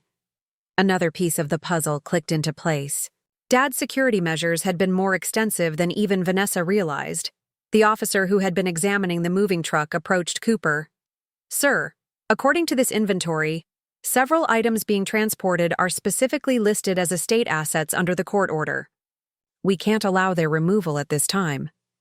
Cooper's professional demeanor slipped momentarily. "This is absurd. My client has every right." "Your client," Rebecca interrupted calmly, "is attempting to violate a direct court order, Mr. Cooper. Something I'm sure the Bar Association would find interesting, given your involvement." Vanessa's face had gone from flushed to pale. Her eyes darted between the officers, the truck, and finally settled on Nathan with a look of pure betrayal. "You did this," she said, her voice barely audible. "My own son." Nathan stood his ground. "No, Mom, you did this. When you tried to erase Meredith from Dad's life, when you forged documents, when you lied to all of us." His voice cracked slightly, even to me. For a moment, no one spoke. The weight of truth hung in the air between us all. A family fractured not by death, but by deception. Then, with perfect timing, Thomas's car pulled into the driveway. He emerged with Elliot Foster and another man I didn't recognize. The newcomer approached and presented identification to the officers. "Detective James Harrington, Financial Crimes Division," he announced. "I believe we have some matters to discuss. Mrs. Carter." The following days blurred together in a whirlwind of legal proceedings, police interviews, and discoveries that continued to reshape my understanding of what had happened in the months before and after Dad's death. Detective Harrington moved with methodical precision, building a case that extended far beyond our initial will contest. Financial exploitation of the elderly is one of the fastest-growing forms of abuse, he explained as we sat in Thomas's office, reviewing the evidence. "But your father's meticulous documentation makes this case exceptional. The storage unit contents had proven invaluable. Dad's security camera footage clearly showed Vanessa and Cooper in his study during periods when medical records confirmed he was heavily sedated. One particularly damning video captured them practicing Dad's signature, Cooper guiding Vanessa's hand as she attempted to replicate the distinctive way Dad crossed his T's. It's textbook criminal conspiracy, Rebecca noted, organizing exhibits for both the probate hearing and the now parallel criminal investigation. The coordination between them started well before your father's illness. Nathan had moved out of the family home, taking only his personal belongings. He now stayed in a hotel downtown, shell-shocked by the rapid unraveling of what he'd believed was true. He'd agreed to testify about the documents he'd discovered and the moving truck incident. his loyalty to truth finally outweighing his loyalty to Vanessa. "I keep thinking about all the times she spoke for him in those final weeks," he confessed, during one of our strategy sessions. Answering questions directed at Dad, intercepting visitors, controlling who could see him and when. "I thought she was protecting him, but she was isolating him," I finished quietly. Classic control tactic. The safe deposit box at First National had been frozen by court order, then opened under supervision. Inside were bearer bonds, foreign currency, and property deeds, assets never disclosed in any estate discussion. Most telling was a newly issued passport in Vanessa's maiden name, with a visa stamp for a non-extradition country. Cooper had attempted to withdraw as Vanessa's attorney, suddenly concerned about his professional liability, but Judge Harriman denied the motion. "You've been instrumental in these proceedings from the beginning, Mr. Cooper," she stated coldly. "You'll remain through their conclusion." The morning of the final probate hearing dawned clear and bright. I dressed carefully in a navy suit Daddy had always liked, pinning his Bronze Star ribbon bar to my lapel, a small symbol of the legacy he'd fought to protect. Thomas met me at the courthouse steps, his expression confident but solemn. "The criminal matters will take months to resolve," he cautioned, "but today we set the record straight about James's true wishes." Inside, the courtroom was packed. Financial crimes against a decorated veteran had attracted media attention, and reporters filled the back rows. Vanessa sat with Cooper, her posture rigid, face expressionless behind dark sunglasses. Nathan sat on our side of the aisle, a physical manifestation of where truth had led him. Judge Harriman entered, surveying the crowded room with slight disapproval. "Let's be clear," she began. "While I understand there are related criminal investigations underway, today's proceeding is focused solely on determining the legitimate last will and testament of Colonel James Carter." Thomas presented our case first, methodically walking through the timeline of Dad's illness, the documented changes in his capacity, and the overwhelming evidence supporting the April 15th will as his true final wishes. Colonel Carter foresaw attempts to manipulate his estate, Thomas explained, playing portions of Dad's storage unit video. He created multiple safeguards to ensure his true intentions would eventually be honored. When Vanessa took the stand, her carefully constructed facade had developed cracks. Gone was the confident, grieving widow. In her place sat a woman cornered by evidence she couldn't explain away. "These accusations are absurd," she insisted when Rebecca cross-examined her about the offshore accounts. "James trusted me completely, with our finances." "Then how do you explain this?" Rebecca asked, displaying the security footage of Vanessa practicing Dad's signature. "Is this what complete trust looks like, Mrs. Carter?" Vanessa's composure crumbled visibly. "You don't understand. James didn't always know what was best, especially when he was sick. I was protecting our future. My future. By forging his signature." "On legal documents?" Rebecca pressed. "By doing what needed to be done," Vanessa snapped, her voice rising. "He was dying. Someone had to take control." The courtroom fell silent at this inadvertent admission. Judge Harriman's expression hardened as she made a note. I testified last, walking the court through Dad's systematic approach to protecting his wishes. The thumb drive he'd given me, the journals documenting his concerns, the storage unit key hidden for me to find. My father was a planner, I explained, emotion finally breaking through my composed exterior. Even facing death, he thought steps ahead, creating contingencies to ensure the truth would eventually come to light. Cooper's cross-examination was half-hearted at best, his questions carefully avoiding anything that might further implicate himself in the growing evidence of conspiracy. As the hearing concluded, Judge Harriman announced she would review the extensive evidence and issue her ruling the following morning. But her parting comments left little doubt about her thinking. "In my 30 years on the bench," she said, looking directly at Vanessa and Cooper, I have rarely seen such compelling evidence of deliberate manipulation of a vulnerable individual. Whatever my ruling tomorrow, I will be forwarding the complete record of these proceedings to the district attorney's office with my recommendation for a full criminal investigation. Outside the courtroom, reporters clamored for statements. Thomas fielded most questions, his responses measured and professional. I stood quietly beside him, emotionally drained but resolute.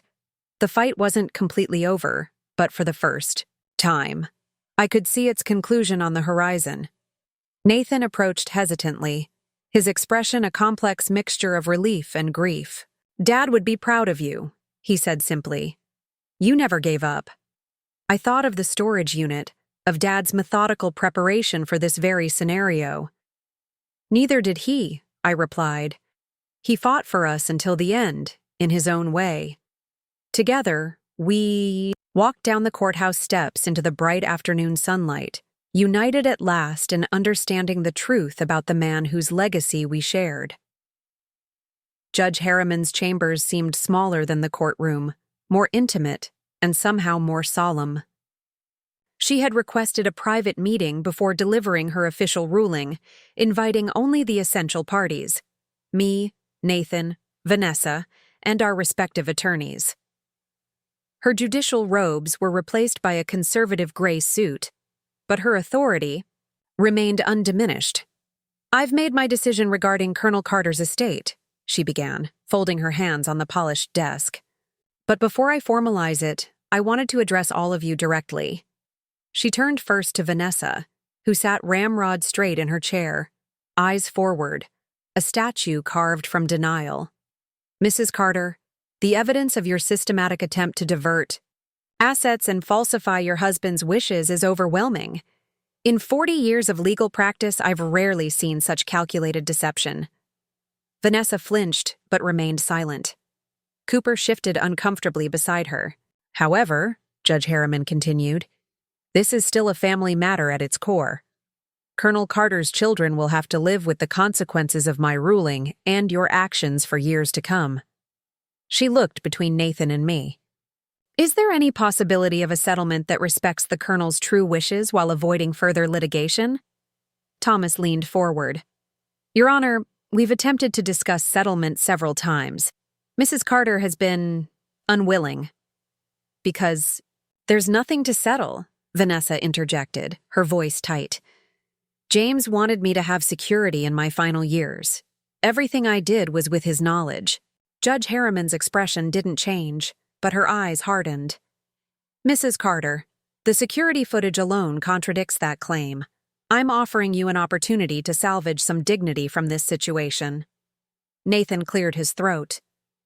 "Your Honor, may I speak?" When she nodded, he continued, addressing Vanessa directly. "Mom, it's over. The offshore accounts, the forged signatures, the hidden assets. It's all documented. Dad knew what was happening and left proof everywhere." His voice softened. "Take the settlement, please." Something flickered across Vanessa's face, perhaps the first genuine emotion I'd seen from her since this battle began. For a moment, the calculated mask slipped, revealing a glimpse of fear. "What settlement?" she asked, suddenly sounding older, more vulnerable. I nodded to Thomas, who outlined our proposal. Vanessa would relinquish all claims to Dad's business interests and investments. The house would be sold, with proceeds split between Nathan and me. She would keep the Colorado property and a modest monthly allowance from Dad's pension, enough for comfortable living, but not the windfall she'd planned. Most importantly, Thomas concluded, you would face no criminal charges for the financial improprieties. The district attorney has indicated willingness to defer to the family's wishes in this matter.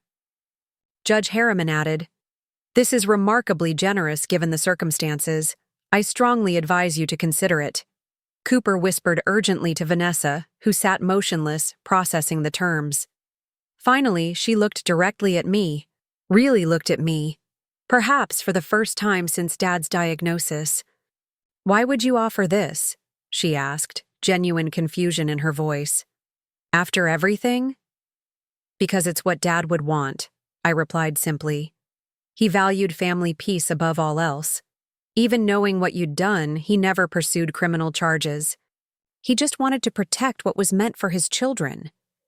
Something shifted in Vanessa's expression, a hairline fracture in her defensive wall. She turned to Cooper and murmured, "Give us the room. All of you, except Meredith." Judge Harriman raised an eyebrow but nodded. 5 minutes. When everyone had filed out, an uncomfortable silence settled between us. Vanessa removed her dark glasses, revealing eyes reddened from either tears or sleeplessness. "Your father was a good man," she said finally. "Better than I deserved, apparently." I said nothing, waiting for whatever was coming next. "I never planned for it to go this far," she continued, staring at her perfectly manicured hands.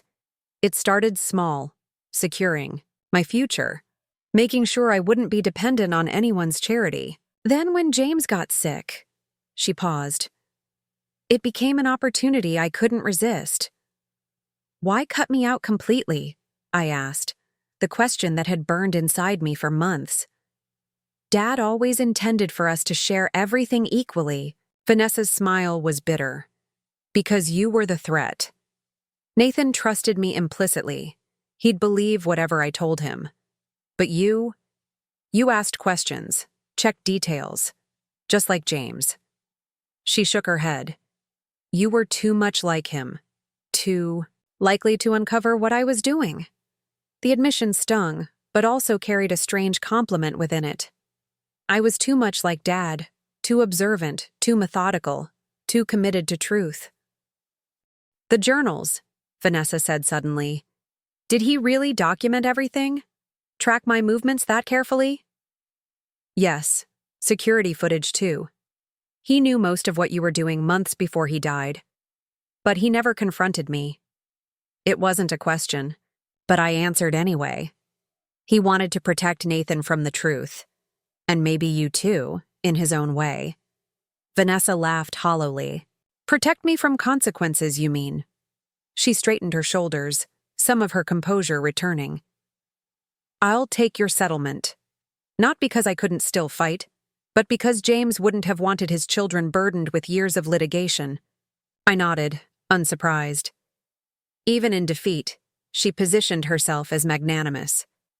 "One condition," she added. "The Bronze Star and his other medals. I know they're important to you, but Nathan should have something of his father's military legacy, too." It was a small concession, reasonable even. "We'll divide them fairly," I agreed. Dad would want that. When the others returned, Vanessa announced her acceptance of the settlement terms. Judge Harriman nodded with approval, instructing the attorneys to draw up the necessary paperwork. "I'll suspend my formal ruling pending the execution of this agreement," she stated. "But let me be clear. My findings regarding the April 15th will be in Colonel Carter's true last testament stand. This settlement simply provides a more amicable path forward." As we prepared to leave, Vanessa paused beside me. "He chose the right person to carry his legacy," she said quietly. "I underestimated you both." It wasn't an apology. I doubted Vanessa was capable of genuine remorse, but it was an acknowledgement of Dad's foresight, of my determination, of the truth we had fought to preserve. Outside in the courthouse corridor, Nathan waited, his expression cautiously hopeful. "Settlement," she accepted, I confirmed. "It's almost over." He exhaled slowly, relief evident in the loosening of his shoulders. "I never thought she'd give in." "She's practical," I replied. "When the odds are against her, she cuts her losses." We walked together toward the elevator, steps naturally falling into sync. "What happens now?" Nathan asked. "We rebuild. We figure out how to be siblings without her narrative between us." I glanced at him. "It's what Dad would have wanted." Nathan nodded, a small smile breaking through. "He always played the long game, didn't he? Even from beyond." As the elevator doors closed, I thought about Dad's patient, methodical approach to everything, from military strategy to family protection. He'd known he couldn't win the immediate battle against Vanessa's manipulation, not while cancer weakened him daily. So he'd prepared for the longer war, leaving weapons and maps for me to find when the time was right. Always 3 steps ahead, I murmured, echoing Dad's favorite tactical principle. That was his gift to us. 6 months after Judge Harriman approved our settlement, I stood in the empty hallway of Dad's house. Our house, now being prepared for sale. The furnishings had been divided according to the agreement, family photographs carefully sorted, and Vanessa had relocated permanently to Colorado. The echoing spaces felt both foreign and intimately familiar, a physical manifestation of the transition our family had undergone. Nathan appeared from Dad's study, carrying a small box.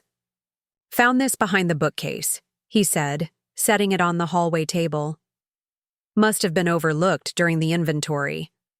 Inside was a collection of challenge coins Dad had received throughout his military career, small metal discs commemorating units served, missions completed, milestones achieved. Each represented a chapter of his life, meticulously preserved. He showed me these once, I recalled, lifting one bearing his battalion insignia. Said they told the story of his service better than any medal or commendation. Nathan picked up another coin, rubbing his thumb over its surface. "We should split them, half for each of us." The suggestion was simple but significant, a continuation of the equitable approach we'd committed to since discovering Dad's true wishes. No more secrets, no more uneven distribution, no more artificial hierarchy between siblings. "I'd like that," I agreed. We worked together sorting the coins, occasionally pausing to share memories triggered by particular designs or inscriptions. The easy cooperation between us still felt new, a fragile bridge built over the ruins of Vanessa's manipulations. "I spoke with her yesterday," Nathan said, breaking a comfortable silence. "She's starting over in Aspen, teaching ski lessons apparently." I raised an eyebrow. "Vanessa? Physical activity? That's unexpected." "People change when they have to," he shrugged. "The settlement didn't leave her the lifestyle she planned for, but she's adapting." I nodded, grateful that Nathan maintained contact with her despite everything.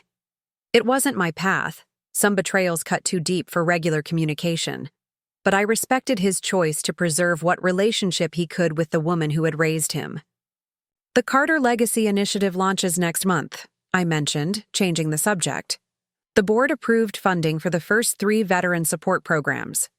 The nonprofit Dad had envisioned was finally taking shape, using proceeds from his security methodologies to provide education and career transition services for veterans. Thomas had helped navigate the complex legal establishment, but the vision and direction were mine to carry forward. "He would have loved that," Nathan said, smiling. "Practical help, not just lip service to supporting the troops." I'm using his framework from the storage unit files, the programs he outlined but never had time to implement. I carefully placed another coin in Nathan's pile. "There's a spot on the board for you, if you're interested. Treasurer, specifically." The offer hung between us, meaningful beyond the simple words. Nathan had proven himself during the legal battle, showing integrity when it mattered most. More importantly, he was family, the only person who shared my understanding of Dad's values and vision. "I'd be honored," he replied after a moment. "Though my accounting skills are definitely not at Dad's level." "You'll learn." He always said the Carter adaptability was our greatest strength. We finished dividing the coins and closed the box. Outside, autumn had painted the oak-lined street in shades of gold and crimson. A for sale sign swayed gently in the front yard, marking the end of one chapter and the beginning of another. Thomas had called that morning with news that the last of the paperwork was complete. The settlement was fully executed, all assets properly distributed, all legal matters resolved. The war Dad had prepared me for was officially over, won through his foresight and the truth he had carefully preserved. "What happens now?" Nathan, asked as we locked the front door for what might be the last time. I thought about the thumb drive I still carried, no longer as evidence, but as a reminder of Dad's methodical protection, his quiet determination to secure justice even when he couldn't witness its fulfillment. "We build something better," I answered. "We honor his legacy by creating one of our own." As we walked toward our separate cars, I paused to look back at the house. I could almost see Dad standing at his study window, watching over us with that patient, strategic mind that had outmaneuvered Vanessa's schemes even from beyond. "Mission accomplished, Dad," I whispered.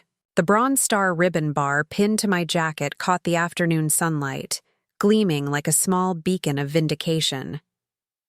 The journey had been painful, the betrayals deep, the confrontations bitter. But through it all, Dad's voice had guided me in his journals, his videos, his carefully placed breadcrumbs of truth. He hadn't just left me an inheritance of assets. He'd left me an inheritance of integrity, of strategic thinking, of persistence in the face of injustice. Some lessons can only be taught through fire. As I drove away from the house for the final time, I realized that perhaps this had been Dad's ultimate gift, not just protecting what was rightfully mine, but showing me the strength I possessed to fight for it.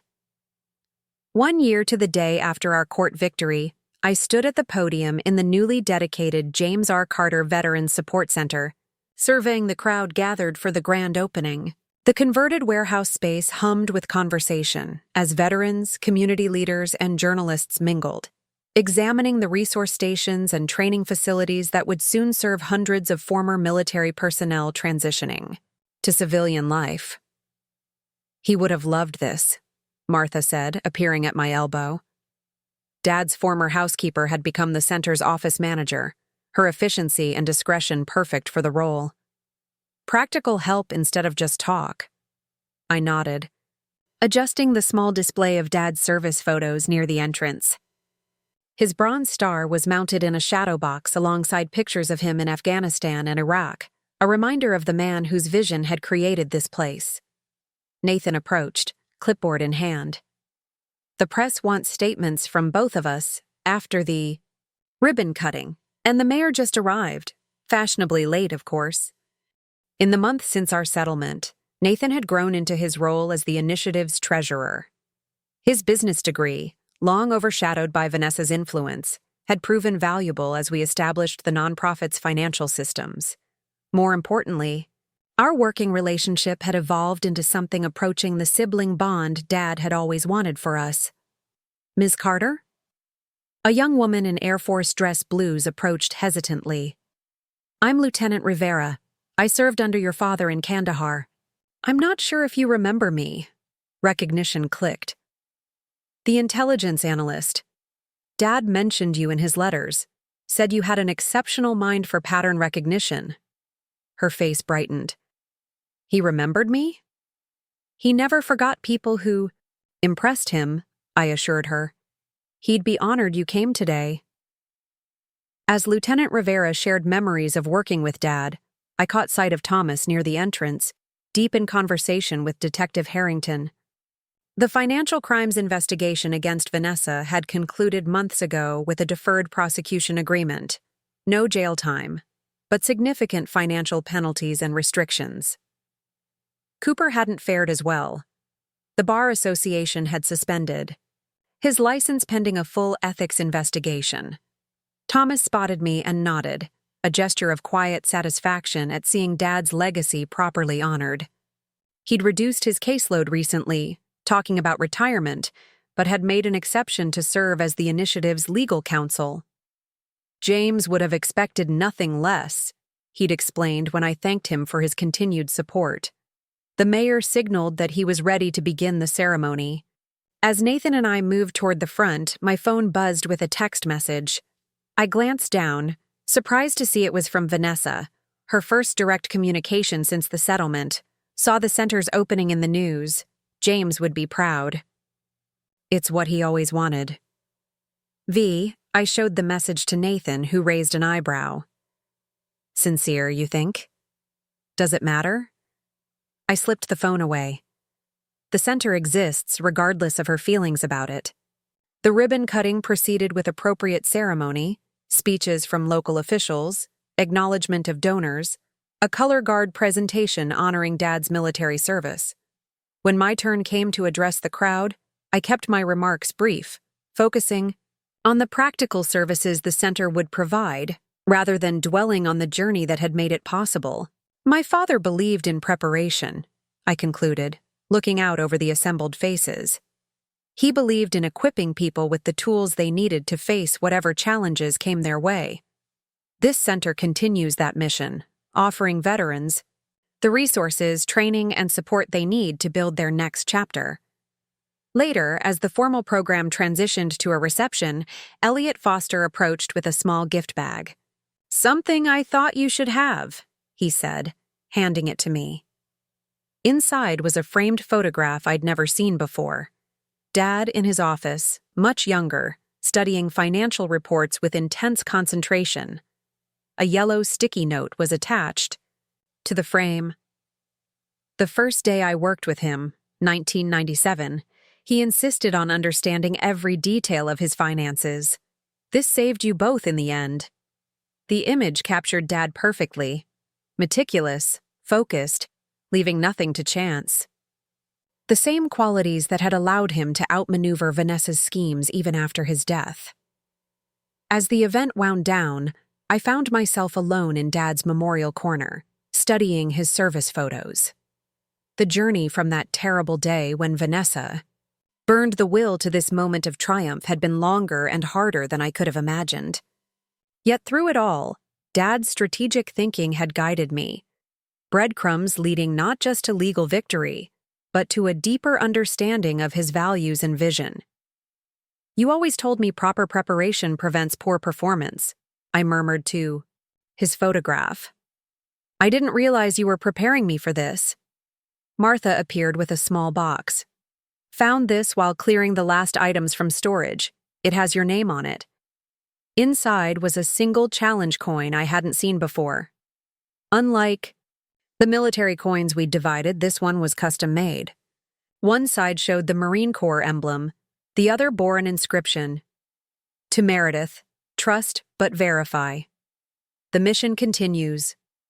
Love, Dad." I closed my fingers around the coin, its metal warm against my palm. The message was clear. Dad had known all along that I would need to fight for what was right, that I would face opposition from unexpected quarters. He hadn't just left me an inheritance. He'd left me a mission that continued in this center, in the veterans it would serve, in the legacy that Vanessa had tried to erase but had instead, through her very actions, helped to strengthen and define. As I slipped the coin into my pocket, I felt a sense of completion. The battle for Dad's estate was over. The work of honoring his true legacy had just begun. 5 years passed like pages turning in a well-worn book. The Carter Veterans Center expanded to 3 locations across the state, each implementing Dad's methodologies for helping military personnel transition to civilian careers.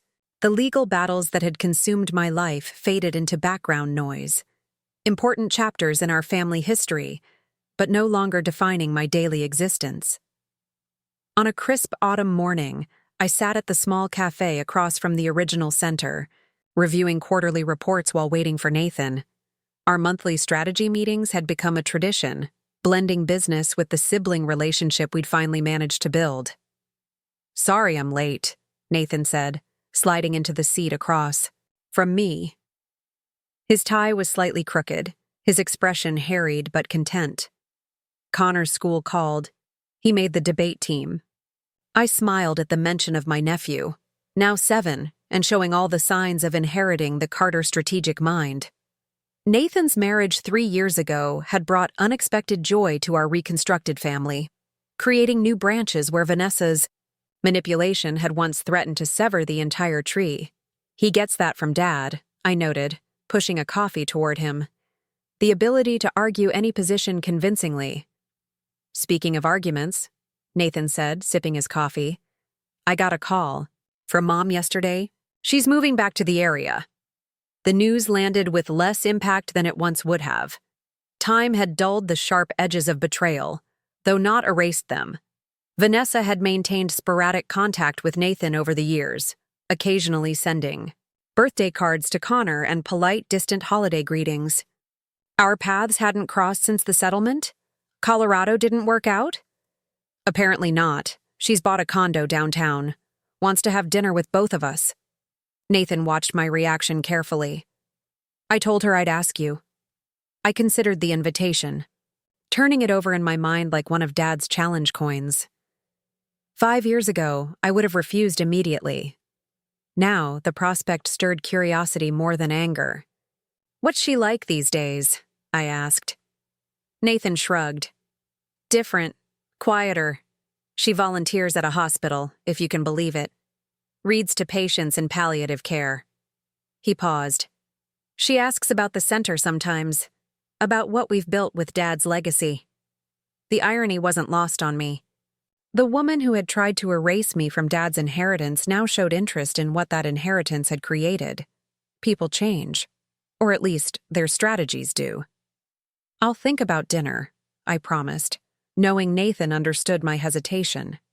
Some wounds heal completely, others leave scars that fade but never disappear. We shifted to business matters, reviewing the center's expansion plans and a new veterans entrepreneurship program launching next quarter. As we talked, I felt the familiar presence of Dad's foresight in every aspect of our work. His methodologies adapted for new challenges, his values embedded in our approach. After our meeting, I walked through the center, observing the daily activities that had become routine, but never mundane. Veterans learning coding skills in the computer lab, a resume workshop in the conference room, a mindfulness session for those struggling with PTSD. Each program carefully designed with Dad's practical, results-oriented philosophy. My office remained simple: functional furniture, strategic planning boards, and a few meaningful mementos. Dad's bronze star in its shadow box, the challenge coin with his personal message, a framed copy of the original will that Vanessa had burned, now a reminder of battles won rather than injustices suffered. On my desk sat an invitation to speak at a national conference on veteran support programs. The Carter methodology was gaining recognition beyond our local centers, with other organizations adopting our approaches and metrics. What had begun as a way to honor Dad's wishes had evolved into something larger, a true legacy extending beyond family boundaries. Later that evening, I stood on my apartment balcony, watching the city lights emerge as dusk settled. My phone buzzed with a text from Nathan, sharing Connor's debate team photo. The boy's serious expression and determined stance echoed Dad's military portraits, another generation carrying forward the Carter attributes, not through deception or manipulation, but through honest achievement and genuine connection. My thoughts turned to Vanessa's dinner invitation. What would Dad advise? Probably his standard wisdom. Gather intelligence before making tactical decisions. The military strategist in him would approach the situation methodically, weighing potential outcomes against strategic objectives. The inheritance battle had taught me to be vigilant, but also showed me the power of facing difficult truths head-on. Perhaps it was time to close this circle, to see the woman who had once tried to erase me from Dad's legacy, but had instead inadvertently strengthened my connection to it. I texted Nathan, "Tell Vanessa I'll join you for dinner. Neutral location. Next week." His response came quickly. "She'll be surprised, in a good way." I slipped the phone back into my pocket and touched the challenge coin I still carried daily. "Trust but verify," Dad had inscribed. Words I'd lived by through the darkest days of our legal battle, and words that had guided me since. Whatever Vanessa's motives for reconnecting, I would approach the meeting with the clarity and strategic thinking Dad had instilled in me. Not as a victim of past deception, but as the steward of a legacy that had ultimately proven stronger than any attempt to subvert it. The inheritance papers Vanessa had burned were long since replaced by court documents, settlement agreements, and the tangible results of the center's work.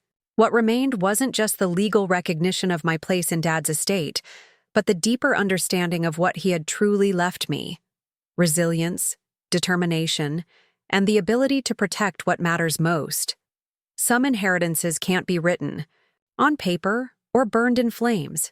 They live in actions, choices, and the quiet certainty of knowing who you are and what you stand for. The restaurant Nathan chose was upscale but not ostentatious, neutral territory with enough privacy for difficult conversations. I arrived early, a habit inherited from Dad, and chose a corner table with clear sightlines to both entrances. When Vanessa walked in, I almost didn't recognize her. Gone was the perfectly coiffed socialite who had once commanded rooms with intimidating poise. Her hair had grayed naturally, her clothing simple but elegant. She moved with the careful deliberation of someone who had learned hard lessons about consequences. Our eyes met across the room. For a moment, neither of us moved, former adversaries assessing each other across a battlefield now overgrown with time. Then Nathan appeared behind her, gently guiding her forward with a hand on her elbow. "Meredith," she said as they reached the table.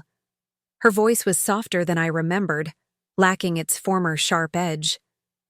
"Thank you for coming." I stood, extending my hand in a gesture that was neither warm nor cold. Professional, contained, intentional. Vanessa. As we sat down, she placed a small velvet box on the table between us. "I believe this belongs to you," she said simply. Inside was Dad's watch, the vintage Omega he'd worn throughout his military career. The watch she'd claimed during the estate battle, the one he'd taught me to wind properly when I was just a child. "I found it while packing for the move," she explained. "It didn't feel right to keep it. The gesture wasn't grand enough to erase 5 years of separation, certainly not enough to undo the damage of her earlier deceptions. But it was something, a small acknowledgement, perhaps the beginning of something like peace." I slipped the watch onto my wrist, feeling its familiar weight. Dad had always said timepieces were more than mere instruments. They were witnesses to our choices, ticking away as we decided what kind of people we would become. As Nathan began the careful work of rebuilding conversation between us, I thought about the long journey from that terrible day when flames consumed papers to this moment of tentative reconciliation. The greatest inheritances, I realized, aren't measured in assets or accounts, but in resilience, in the capacity to protect what matters, and sometimes in the wisdom to know when a battle is truly finished. If you've ever faced betrayal by those who should have protected you, or fought to preserve a legacy others tried to erase, I hope this story reminds you that truth has a way of surviving even the hottest flames. Subscribe to our channel for more stories of resilience, justice, and the strength it takes to reclaim what's rightfully yours. Because sometimes, the most important inheritance isn't what's written on paper. It's the courage to stand up for the truth, no matter the cost.